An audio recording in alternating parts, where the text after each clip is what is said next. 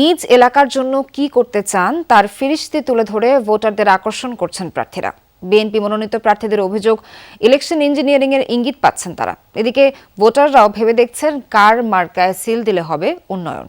বলছেন, শুধু আশার বাণী নয়, বাস্তবে জনগণের জন্য কাজ করলেই থাকবে ইশতেহারে মান। কেউ কথা না রাখার শহরে ইশতেহারের ফুলঝুরি। ভোটারদের মন জোগাতে ঘরে বাইরে প্রার্থীদের এই ব্যস্ততা। গুলিস্তান এলাকায় গণসংযোগ করেন ঢাকা ৮ আসনে বিএনপির প্রার্থী মির্জা আব্বাস। নিজ এলাকার উন্নয়নের প্রতিশ্রুতি জানিয়ে তিনি বলেন, নতুন প্রার্থীদের কথায় ইলেকশন ইঞ্জিনিয়ারিং এর ইঙ্গিত পাওয়া যাচ্ছে। প্রিজাইডিং অফিসারের স্বাক্ষরিত রেজাল্টশিট ছাড়া ওই এলাকা থেকে কোন প্রিজাইডিং অফিসার পোলিং অফিসার যেন বেরোতে না পারে।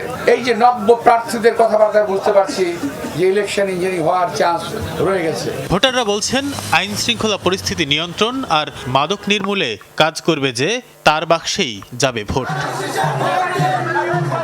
রাজধানীর সাতারকুল এলাকায় জনসংযোগ করেন ঢাকা ১১ আসনে বিএনপির প্রার্থী এম এ কাইয়ুম। প্রতিপক্ষ প্রার্থী নাহিদ ইসলামকে উদ্দেশ্য করে অভিযোগ করেন, কেউ কেউ ইলেকশন ইঞ্জিনিয়ারিং এর চিন্তা মাথায় রেখে এদিক ওদিক দৌড়াদৌড়ি করছে। ইনভিটিয়ন কেউ কেউ ইলেকশন ইঞ্জিনিয়ারিংয়ের চিন্তা মাথায় রেখে বিভিন্ন জায়গায় দৌড়াদৌড়ি করছে। কোনো লাভ হবে না, কারণ জনগণ সচেতন আছে। সকলে সকালবেলায় ভোট কেন্দ্রে যাবে। মানুষ অনেকদিন পর ভোট দিতে সুযোগ পেয়েছে, সুতরাং তাদের কাছে আসতে হবে। কোর্ট কাছারি ওইসব জায়গায় দৌড়াতে লাভ না, এগুলি একটা মিথ্যাচার। পল্লবী এলাকায় গণসংযোগ করেন ঢাকা ১৬ আসনের বিএনপির প্রার্থী আমিনুল হক। অভিযোগ করেন, জামায়াতে ইসলামের নেতারা অপপ্রচার চালিয়ে নির্বাচনী পরিবেশ অস্থির করার চেষ্টা করছে। ঢাকা ১৮ আসনে গণসংযোগ করেছেন বিএনপির আরেক প্রার্থী জাহাঙ্গীর আলম। জনগণের যখন যে সমস্যাটা সামনে আসবে আমরা সেটা নিয়ে আমরা কাজ করব।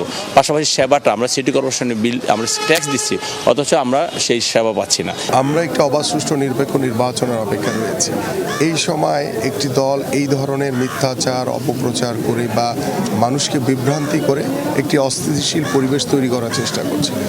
ভোটাররা বলছেন, এর আগেও উন্নয়নের প্রতিশ্রুতি শুনেছেন তারা। ভাগ্যের বদল হয়নি এতদিনেও। তারপরও তাকিয়ে ১২ ফেব্রুয়ারির ভোটের দিকে।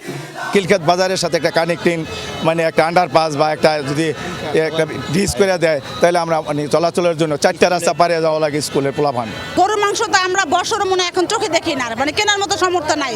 800 টাকায় কেজি, মুরগির দাম অনেক, মাছের দাম অনেক, সবকিছু নিত্য প্রয়োজনের দাম এত, তার জন্য মনে করেন আমাদের পক্ষে অনেক সমস্যা হয়ে যায়। বিজয়ের লক্ষ্যে সকাল থেকে রাত ভোটারদের দুয়ারে দুয়ারে অবিরামভাবে ঘুরছেন প্রার্থীরা। চাইছেন ভোট, দিচ্ছেন আশ্বাস। তানভীর সিদ্দিক, টিপু, যমুনা নিউজ, ঢাকা। তাই সবসময় জীবাণু থেকে 10 গুণ বেশি সুরক্ষিত থাকতে ডেটল হ্যান্ড ওয়াশ।